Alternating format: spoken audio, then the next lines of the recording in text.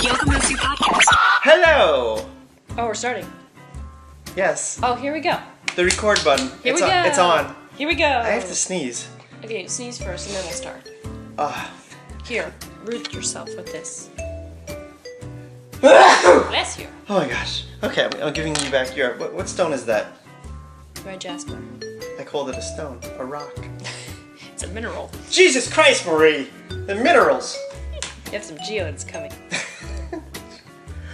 Alright, so this week we are continuing with... We need to say hello. Oh, hi! It's Mr. and Mrs. Yogi. I'm Mary! No, don't. No. I'm Andrew. No. And that's Mary. Shit. Say hello. You're so far away. Say hi. Hello. Hey. Mwah. Oh. And this week we are on the Niyama, which is tapas. Tapas. And it's zeal, right? This fire, but also austerity. So you can have fire, but you need to have the discipline too in order to maintain the fire. Right? If you don't fan the fire, the flames go out. Exactly. You know, kind of grounding yourself, but also pushing yourself. I mean, if you fan the fire too much, so if there's too much zeal, then the fire gets out of control. And if there's no discipline in order to stoke the fire, in this case, just using that one example of, you know, then This reminds me of someone. Huh? It reminds you of who? You. Me? You. Why? Because you get so obsessive. Me? Yeah, like when you get a project in your head, you'll go and you'll like hide in our creative space for like 6 hours, and you'll just go. I can't even talk to you because you're like so in the zone and so on fire. It's my tapas. Yeah, it's on fire. Yes. I gotta cool you down. And you're actually the pitta one. I know. I'm a little bit of vata and pitta. For We all both- of you who We both are. speak dosha. Both are. Yeah, everyone's a mix of usually We need all some, three. We need some earth in our life. And kapha is usually the least of. I know. If you find a kapha, they're like your friend who's My- like just a my best friend is a golden kapha. lab, you know? Yeah. They come in, they wag their tail, and they always smile and they're calm. Everyone loves a kapha. You gotta have a kapha in your life. You do. They balance out. They balance us out. Not to say that we don't have any kapha. If you take a dosha test, you'll probably have a little bit of kapha in your... I have so little. It's embarrassing. But you'll find that you're either pitta, vata dominant, or vata pitta dominant, and then kapha is somewhere like, you know, once in a while you're like, hey, I'm calm. Yeah. So, but how this applies to our relationship is how we try to really guide this podcast along, Mr. and Mrs. Yogi, to give a take on these tenets of yoga, in this case, the Niyama tapas. So, would you like to start, Mary? I can if you want. I'm ready. Well, I think we can touch slightly on getting to where we are, and that's been a journey, Yes. a rough one. Yeah. It's been hard, but I think we were saying last night, just in passing, that these have been the best years and also the most difficult years of our whole life. But definitely the most rewarding. And I think that's kind of tapas in a nutshell, because we worked so hard to get to where we are in our relationship. We had a lot of obstacles to overcome, a lot of negativity, a lot of doubt, but we overcame those because we had a lot of Resistance? yeah, we had some resistance, but we knew this was right. We had this passion and this goal and a commonality, and we were very determined to get through, you know, and we did. And here we are, we're celebrating our 2nd anniversary this coming week, and it's amazing. The 17th. How Yeah. about that? And if you're listening after the 17th, it was on the 17th. Yeah, this is our anniversary podcast. April 17th. You know, in reference to our obstacles of being together, I really think that in a lot of ways you displayed the zeal and the discipline and austerity because you were coming from a situation that was so under control and micromanaged, being the youngest daughter in your family. Your sisters all got married in a certain structure and way of courting with their husbands, which is all well and good. I just wasn't willing to go through that process myself. So I literally walked away at one point and said, I'm done, I can't do this. Yeah. Although I really wanted to be with you, I was just, that's it, you know? But you displayed the zeal and the tapas to... I saw through that. I saw beyond that. Right, like I didn't want to walk away, but you understood why I did when I did. Well, I made you come back. True. There's ways that we got through things, and that's, especially when it came to that relationship, doesn't really matter how it happened, but the point is that we did, and that's an amazing example. Is something so huge depended on that endurance. Yes. Yeah, sticking with it, knowing this is what we're gonna do, and no matter what happens, no matter how bumpy the road gets, or how many potholes there are, we're gonna get through it. Because I had no resistance on my end. My family were like, "Hey, if you guys are happy, then get married." But I don't really want to talk about the family. You don't want to talk about the family thing? Well, that's where all the resistance came from. We just mentioned it, and I thought we were gonna end it at that. Okay. I didn't really want to get too deep into it. My family didn't want us to get married. All right, I'll wanted to say, hold some tapas, and I'll have austerity with my words, and that's it. We'll move on. I have one. Why don't you hear what yours is? So I'm a very fly-by-the-seat kind of person. Fly by the seat of my pants. And off the cuff. Very off the cuff. And Mary, needs a plan. So we balance each other out in that sense. However, the fact that Mary needs a plan, and we're celebrating 2 years of marriage again, coming up April 17th, I've had to use tapas or have this austerity and discipline to function in a way that says, you know what, I'm going to honor her need for us to have a plan, and that I'm not going to blow it off because that's not how I function. But how can I function with austerity and discipline and fire and zest to say, Mary, what's the plan for today? Let's get it together and make that a priority. Which is so kind of you. How many times today did I say, what's the plan? Let's make a plan. And I know it's important to you. It does. It helps me because I need to have a little bit of structure in my life. Yeah. And I think that's helpful for you too, because you're very, with the wind, go with the flow. But I think it's helpful for both of us to have a little bit of structure. Absolutely. And I think, I know a part of tapas is observance. It's not just the actions, right? Or the lack of action. It's the observation of it all before you implement or choose not to implement, So I think that the observation of really knowing you need a plan and then not saying, well, I don't flow. You can't say things like that if you want to have a happy marriage. You can't say, I don't flow like that. It's not my deal. Because it's no longer just you, it's a we. Love is selfless. And it's all about loving the other person and trusting that they'll love you back, because it's not about you. You have enough love for them, and then they will love you. That's how a good partnership should work, I think. Yeah, and it's give and take. It's not the extreme. No. But again, going back to the example of the fire, if you fan it too much, it gets out of control. So I think you have to find that balance. Yeah. Which again, we're talking about these tenets of yoga. Yeah. So moderation. I do a lot of overachieving, and I work a little bit too hard for myself sometimes. One of my difficulties is saying no, and that has kind of been my resolution for the last 2 years, is learning to say no, because I always say yes. Mary, can you help us move? Mary, can you bring us a meal? Mary, can you help us figure out how this TV works? Mary, can you... I always say yes because I love to feel useful. I love to help people, and there's nothing wrong with that. No. But comes to a point where I can say yes to all these people, and I might be neglecting my marriage, or I might be running myself ragged, and the end of the week comes and I realize I've got nothing left. That is true. Now, you're not a woman who is in the clubs. Like, we don't have that issue, because that would never work. We knew that going in. That wouldn't work for me. And it's not who you are, and you never were. Never what I wanted to be. Kind of skipped over that. I'm happy and proud to say I've never set foot in a club. That being said, we did have to have a couple of conversations when you spent time a little too frequently, not doing anything bad, but just not here with me, with a friend or with a family member. And I was like, hey, I'm here too. And it wasn't like you're out getting wasted at a club or, doing crazy stuff, but just time and presence.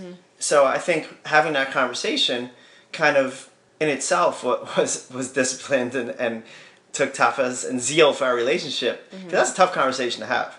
It is, and it's definitely something we had to work out. Tapas with consistency, Yeah. consistent communication, and I'm going to apply that to working for yourself. So I work for myself, which is great, and you work for your own company, right? But I have some other self-employment you hobbies. do. You are your own boss, but you need tapas because just because you're your own boss, that's one side of things. You're also, or you need to be, your own coach and motivator. Aha. Because who else is going to tell you what to do? Sure, your friends that are working in an office or some more structured job might say, that's so great. Nobody tells you what to do. Yeah, well, no one also tells you what you need to do or to get your ass moving. Right. And that's a good one. You know, it's not like, wah, like I'm crying about it. But seriously, you know, I mean, you have to have discipline and stay on top of yourself and also stay motivated. Definitely. Yeah. A lot of people will say, oh, awesome, you can work from home. You get to set your own hours. But it's super important to not just say, take advantage of that and lay in bed all day because you don't have to go to work. Yeah. And mail in. And then you've definitely done some really, really good work setting in some structures there for yourself to make sure you stay disciplined. But yeah, even with the podcast, like today was just a lethargic day for us. And you were kind of more energetic, but I was in bed later. And then all day I've just kind of been sluggish. And time went on, and then we looked at each other and said, we got to do the podcast. And look, if we blew off the podcast, I don't think any of you would die. Yeah, would be like, oh my god, where was the Mr. and Mrs. Yogi podcast today? So I can't believe it. Now, if there are some of you listening that feel like that, thank you, you know? But when it comes to life and death things, I don't think that us missing the podcast tonight would have caused an immeasurable amount of pain for somebody. That being said, on the flip side, we chose to do it as a commitment of discipline. To this. You know, we could. I think in the beginning we actually did almost stop. We had an argument about it, and then we almost just stopped doing it. And I'm really glad we didn't stop, and we figured out what we needed to do. Well, you know, we're talking about, it's an interesting concept, tapas, to have zeal and fire and discipline, to think about when you work for yourself that you have to stay on top of yourself. But this is another side of it that I struggle with, that you've helped me with, to let me know it's okay to have fun. Like to let myself enjoy anything without feeling guilty. Because I struggle with that. I have an example. Okay. When you said self-employment, it hit me. I'm a photographer on the side, and there are shoots that I just love, clients that I love, regulars that I love, and it's fun, and I could just spend all day doing it, and I don't even have to think about the money because it's just a really, really fun time. That's an enjoyable hobby. But then there's other shoots that are so boring. Like I have one client in particular, a regular, where I do their office headshots at a legal firm. And it's super boring because it's always like a taupe background, indoor office lighting, and they're all just like, they hate getting their picture taken. It's picture day, and they all had to dress up and come in, and they hate getting their picture taken. It's just not fun. And I have to really discipline myself to get up, go in, do the work, come home and edit them. It's just really, really tough. I have to remind myself I'm getting paid for this. It's going to be worth it. And getting through that, I think, is tough. I've seen some of that. It looks like mug shots. She's like, rough. Can you just smile? Like something? A little crack? I always remind myself, this is the best I had to work with. This is what they gave me. Yeah. And I'll make it as beautiful as I can. But if they decided to frown, I can't make them smile. Not unless it's going to look fake. So. This is true. But anyway, I think that's a good example, right? It is a good example. Pushing myself through because I committed to that. That's something I did, and I need to follow through. It is a great example, and I'm just going to veer back to the one that I started before that, was that you let me know it's okay for me to have fun. Like, this sounds so nerdy. I mean, I'm a grown man, but It's a great example. I know exactly what you're going to say. I finally got the PlayStation 4 so I could play the one game because they didn't make it for the PS3. So I had to upgrade the PS4 so I can play MLB The Show, the baseball game. I think twice now you've been playing the game and you've said, do you think it's okay that I did this? Do you think it's all right that I rewarded myself? I'm like, yes! Oh my gosh, you are such a hard worker. You do so much every single week and you work so hard and the business is thriving and you have work and you have money. Help yourself It's to a a very little treat. I'm going to be very honest here. This is something that I know is deeply rooted. This goes way back. Childhood. And being the youngest, I would have a lot of liberties and freedom. And I would take advantage of that, you know? And then eventually, when I started just like cutting classes in high school and then the dean would call, then it was like, okay, well, you're bad. You know what I mean? Like, so then I'd feel bad about myself. Because now it was like... As you should. You cut class. I didn't need those classes to graduate. It's pointless. It's school, Andrew. Whatever. I am very disappointed. So, moving past high school, when I went into my life, I had times of tapas in the sense that I was good and disciplined. But then there were other periods where I was way out of control. Yes. And maybe just a little bit too much zeal and fire. And that could have manifested in overeating, overdrinking, overdrugging, lots of different things. And I suffered the penalties for all those. Don't think that any deed goes unpunished. But worse than all of the things that I suffered through doing those things was my own guilt. And I still suffer with it today. So that now I know I do or strive to do the right things. And I have everything pretty much in moderation. And tapas, you know, zeal and austerity is something that I definitely incorporate into my life to the point where I am so rigid and I feel guilty if I'm playing. I don't feel like I deserve to play. And that's such a... Like, that's therapy shit stuff right there. Like, yeah, we need to get you out of that. well, I was in therapy. Therapy doesn't work for me. I don't know. I like yoga and, I will be your and meditating and we're going to do self-study next week. So that's a good lead into it. I do a lot of self-study. I had different therapists, and we don't even need to get into this story. More on that next week. Yeah, but I had a therapist one time. She broke up with me. She said she couldn't see me anymore and wanted to send me to an institution to commit me. I'm not surprised. She gave me a letter. She said, I can't see you anymore. You're scaring me. And I need you to sign this that I told you I can't see you and I want you to You check. still have it? No, I said, are you freaking kidding me? And then I called my primary doctor. I said, who did you send me to? This lady broke up with me. Like, how low do you feel about yourself when your therapist breaks up with you?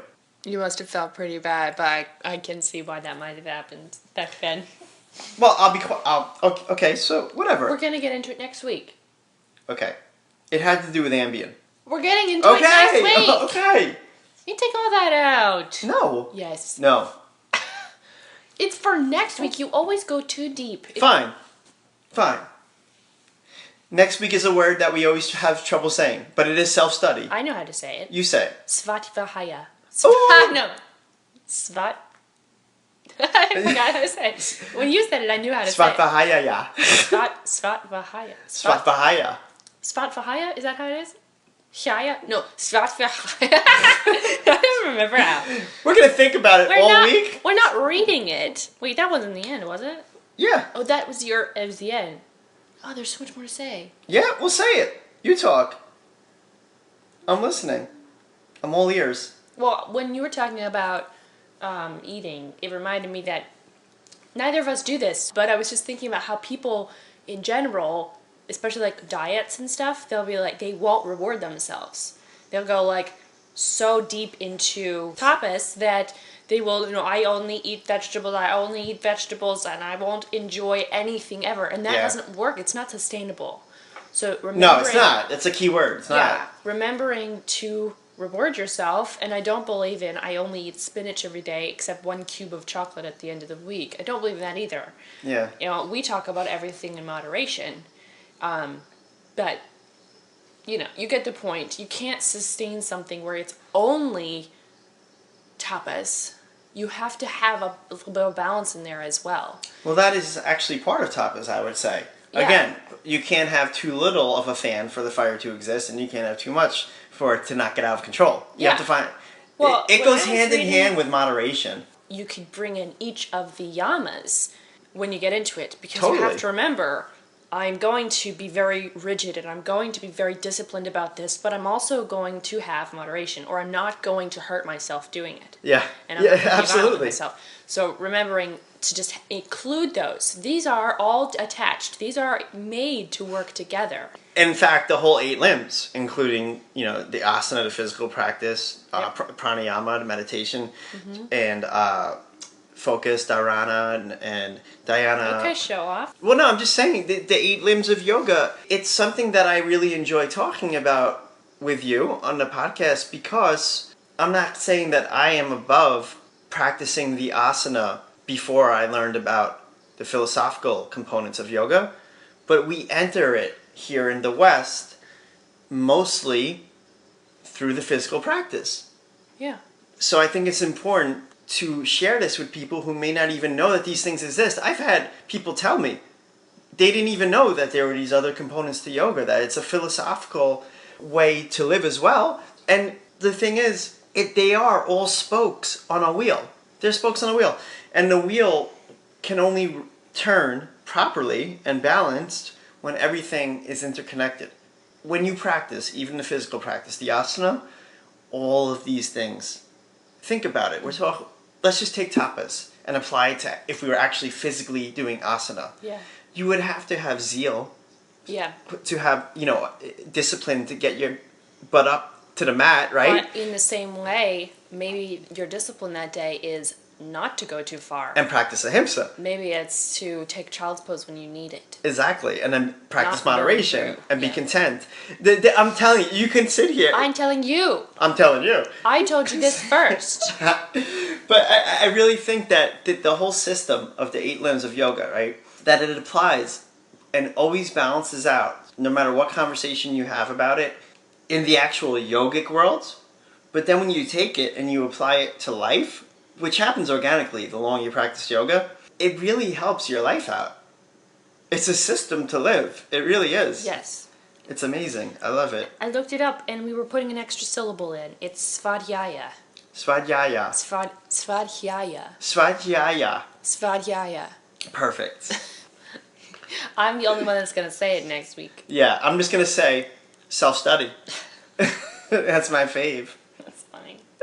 Follow us on Instagram at Mr. and Mrs. Yogi. No dots. No dots, no dashes, no ampersand. No underscores. Yeah, just straight through. And you can email us now, which was not even an option to message or email us on the Instagram. But now we made it a business account. So Oh, goodness. you can click to email us, which is, if you want to actually have the email address it goes to, MRANDMRS, Mr. and Mrs. Yogi, YOGI, at gmail.com. Easy enough. Yeah, for collabs and and events. And please let us know if you're interested in a retreat, because we're trying to take names. And if we get enough interest, we would love to start planning that for either this fall or early spring next year. Yeah, we really are actually planning one. And it takes a lot of tapas to put that together. But we also need to know that there's interest, or we're going to stop now. Don't threaten people. We're stopping! I'm going to threaten them. They need to speak up. Get off your butts. Or what? Or we're going to cancel. We're not going to do it. I'll be there. Alone. Mr. Yogi. Mr. Yogi by himself. So sad. Don't let him do it, everybody. Nobody's going to come to that. No. I need you there.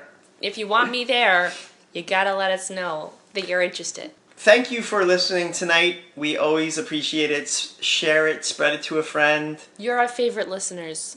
All of you. I'm talking to you. And you. And you. And all of you. All right, guys. We'll talk to you next week. Yoga Moves You Podcast.